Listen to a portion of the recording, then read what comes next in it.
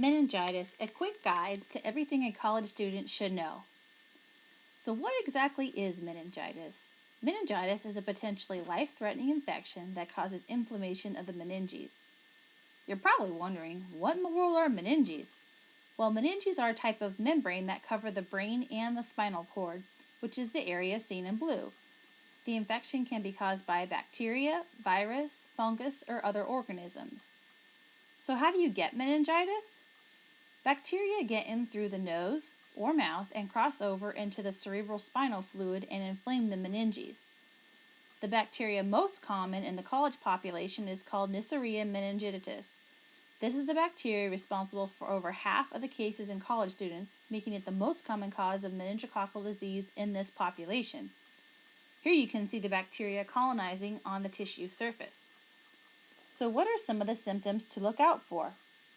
The three most common symptoms of a patient with meningitis are fever, headache, and neck stiffness. It is important to understand that these symptoms develop suddenly and that all three of them may not present together. There are also other symptoms that can present in a person with meningitis. These are confusion, nausea, severe vomiting, lethargy or extreme fatigue, skin rashes, seizures, eye sensitivity to light, irritability, and body aches, especially if the disease is viral. Because many of these symptoms are present in other disease states, there are many people who fail to seek medical attention when these symptoms develop because they think they have the flu. So it is important to be seen by a medical provider if you develop these symptoms. So why should college students be concerned about meningitis? Meet Aaron Loy. He was an 18-year-old freshman student and lacrosse player at the University of California, Santa Barbara. He and a group of friends had attended a party the night before, and the next morning his friends found him in a coma. They rushed him to the emergency room to find out that he had meningitis. After a lengthy battle with the disease, the blood supply to his feet was affected, and he ended up having both his feet amputated in an effort to save his life. The incidence rates in college students are currently 2 times higher than the rates of meningitis in the general population of the same age group. There is a 3 times higher incidence in students living on campus as opposed to those living off campus. The highest incidence of meningitis is found in freshmen who live in dorms. They have a 5 times higher risk of developing meningitis. There are several risk factors that studies have shown increase the risk of meningitis in college students. One, for example, is living in dorms.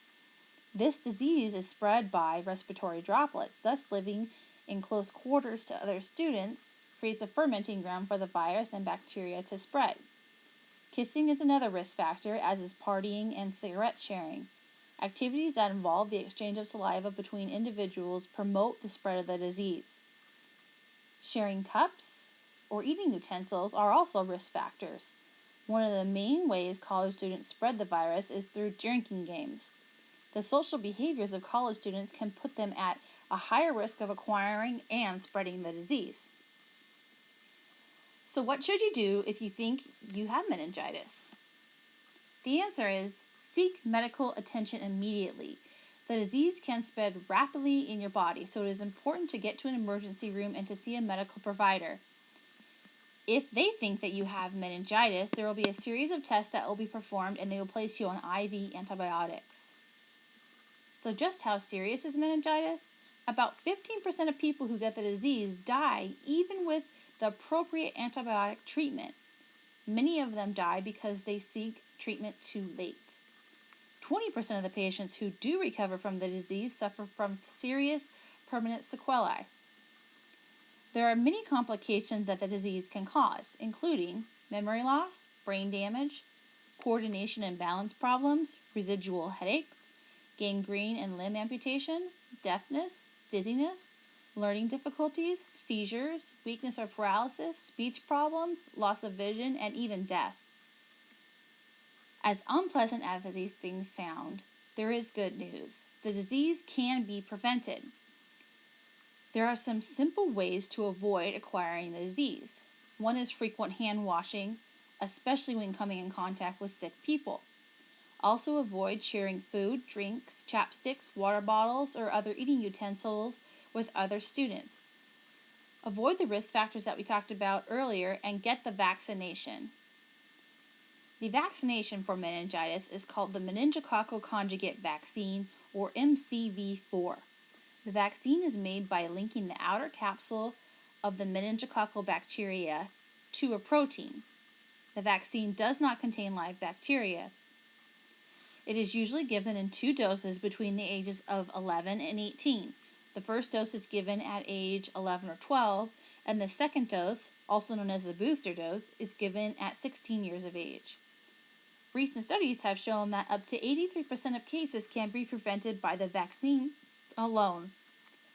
The vaccine can be given by your primary care doctor and at many on-campus college health centers. It is especially important that freshmen get the vaccine prior to starting school, especially if they are going to be living in the dorms. Recent studies have shown that carrier rates of meningitis increase rapidly during the first week of school and continue to increase throughout the fall term. If you are interested in learning more about meningitis, you can visit the websites listed below. Also, visit your school health clinic and talk to your doctor about how to be prepared before starting college.